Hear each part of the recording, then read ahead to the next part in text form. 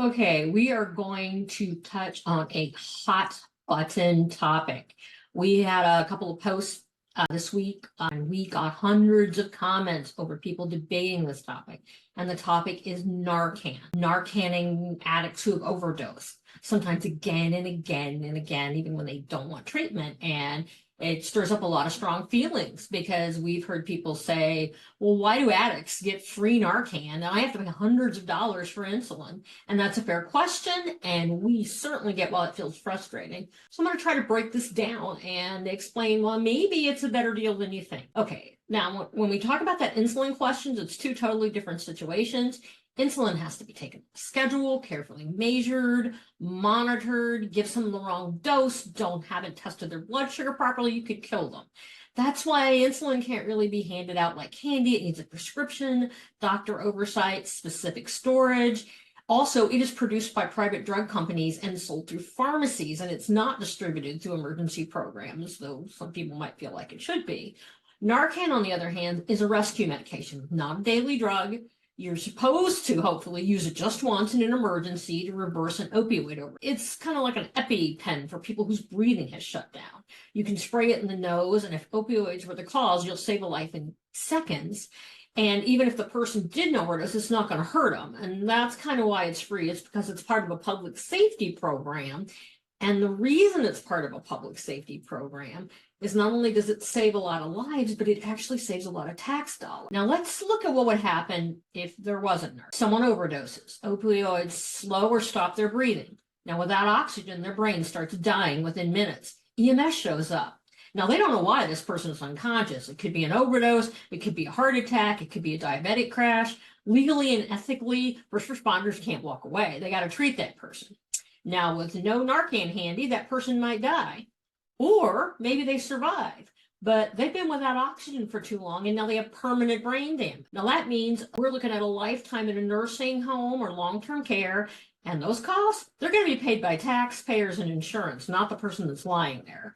We're talking hundreds of thousands of dollars per person every year. So even if you're thinking strictly in terms of dollars and cents, Narcan is the cheaper option. It's about $40 a dose. That's a lot less than a stay in the ICU or a lifetime of care. Now, then there's the even harder line option. Why don't we just let them die? Now, people say, well, they made their choices, let them face the consequences. Okay, but think about that. If the 10 or 15 people we see revived every weekend in Sciota County died instead, that's 10 or 15 suspicious deaths. Each one of them would require an autopsy, toxicology, investigation. That costs thousands of dollars per person. The morgues would fill up. Funeral homes, who are already struggling with this economy, would be stuck with unclaimed bodies, and the county would be paying to cremate and bury dozens of people each month. That bill adds up fast.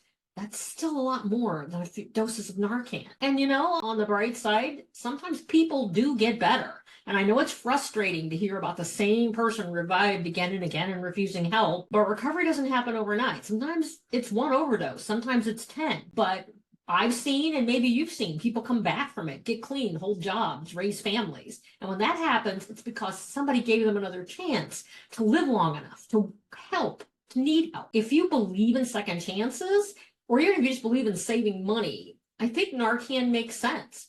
But I get it. Where's the line? Some people say anyone revived should be forced to go to the hospital. But when you think about that too, that means another ambulance run, ER visit, and a bill nobody pays. Sometimes the most practical thing is just to get them breathing and alive and hope that's next time they get help. We don't punish people who crash their cars for speeding by refusing to pull them out of the wreck.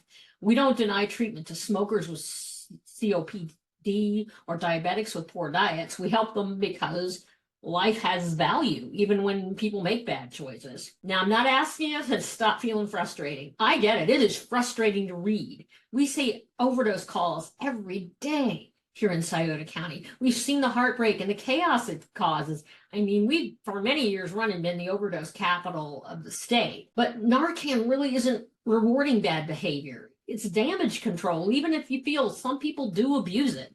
It keeps some people alive long enough to maybe turn things around. But really, the most practical thing is it saves money, resources, and a lot of sorrow in the long run. And I know, so before you throw up your hands about it being free, of Obviously, it's not free. Somebody somewhere, taxpayers are paying for it, but it isn't free because their lives are worth less. It's because we're committed to the idea that lives are worth saving, and it is really much cheaper than the alternative. Now, obviously, the best case scenario would be for none of these people to be opioid addicts, and that would be wonderful, but it just doesn't feel like anyone's come up with a solution for that. But I would love to know your thoughts on this and where we draw the line when it comes to saving lives and making people take responsibility for their actions. I mean, do we extend that to poor eating, smoking, speeding, and other bad choices? I don't know. You tell me.